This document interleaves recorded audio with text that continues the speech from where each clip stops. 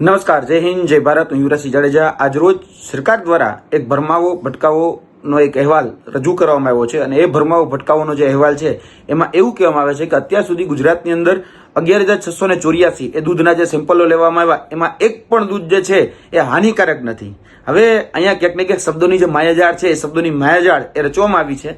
જોવા જઈએ તો અત્યાર સુધી જે પણ દૂધના રિપોર્ટ કરવામાં આવ્યા એમાં મોટાભાગના જે રિપોર્ટ જે છે એ જોવા જઈએ તો એની અંદર એ દૂધ છે એ પીવાલાયક નથી, અખાદ્ય છે એમાં સાબિત થાય છે. છતાં પણ કહેવામાં એવું આવે છે કે આ દૂધમાં કોઈ પ્રકારનું કેમિકલ નહોતું. એટલે શબ્દોની માયાજાળ છે. એટલે દૂધ જે છે એ પહેલા તો એવું કહેવામાં આવે છે કે સબ સ્ટાન્ડર્ડ છે અને પછી એવું કહેવામાં આવે છે કે આની અંદર કોઈ કેમિકલ નથી, એટલે કે પીવાલાયક નથી, એટલે કે અખાદ્ય છે એવું પહેલા જ કહેવામાં આવે છે અને પછી એવું કહેવામાં આવે છે કે આની અંદર કોઈ કેમિકલ નથી. જોવા જઈએ તો હમણાં જ થોડા દિવસ પહેલા બહુ દૂર ન જઈએ તો પ્રાંતિજ ખાતે સલાલની બાજુમાં જે રેડ પડી ત્યાં અને બીજી ગીર સોમનાથ ખાતે જે રેડ પડી ત્યાં આપણે બધા જ જાણીએ છીએ ત્યાંથી કેમિકલ મળી એવું, ત્યાંથી યુરિયા મળી એવું, ત્યાંથી બીજા અખાદ્ય પદાર્થો પણ મળી એવા જેની સાથે મિશ્રણ કરી અને દૂધ બનાવવામાં આવતું હતું. છતાં પણ ગુજરાત રાજ્ય સરકારે સ્વીકારવા તૈયાર નથી કે આની અંદર કેમિકલનું મિશ્રણ કરવામાં આવે. એટલે ક્યાંક ને ક્યાંક છટકબારી જે છે એ છટકબારીનો ઉપયોગ કરવામાં છે. ભૂતકાળમાં જે રીતે બોટાદની અંદર જે કાંડ થયો હતો, બરાબર છે, દારૂનો, તેને પણ એવું કહેવામાં આવ્યું કે આ તો દારૂ નથી મળતો, આ તો કેમિકલ મળે છે.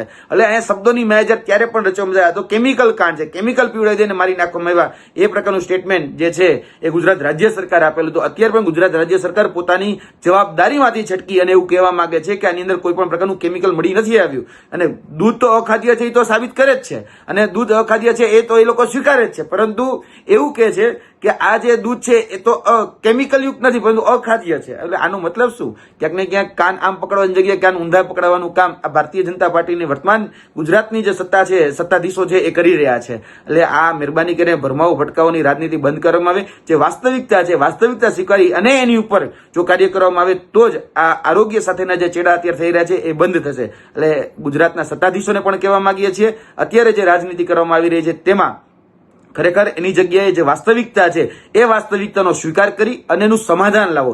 જે પણ લોકો એ કહી શકાય કે આ દૂધને અખાદ્ય બનાવી રહ્યા છે, દૂધની અંદર કેમિકલ નાખી રહ્યા છે, એની ઉપર કડકમાં કડક જોગવાઈ કરો, કડકમાં કડક સજાની જોગવાઈ કરો અને કડકમાં કડક રીતે એક દાખલો બેસે એવી કાર્યવાહી કરો ને તો આ બધું બંધ થશે. બાકી આ રીતે તમે ક્યાંક ને ક્યાંક જે આ સ્ટેટમેન્ટ આપી અને જે દૂધના એટલે કે કેમિકલ યુક્ત દૂધના જે માફિયાઓ છે એને છૂટો દોર આપી રહ્યા છો અને ક્યાંક ને ક્યાંક આ ગુજરાતના જે સામાન્ય નાગરિકો છે એના આરોગ્ય સાથે ચેડા કરવામાં તમે પણ આના ભાગીદાર બની રહ્યા છો. એટલે ભાગબટાઈનો હિસ્સો ન બનો અને જે વાસ્તવિકતા છે એ વાસ્તવિક જે ચિત્ર અને જે ચારિત્ર છે એને ખુલ્લું મૂકો. જય હિન્દ, જય ભારત.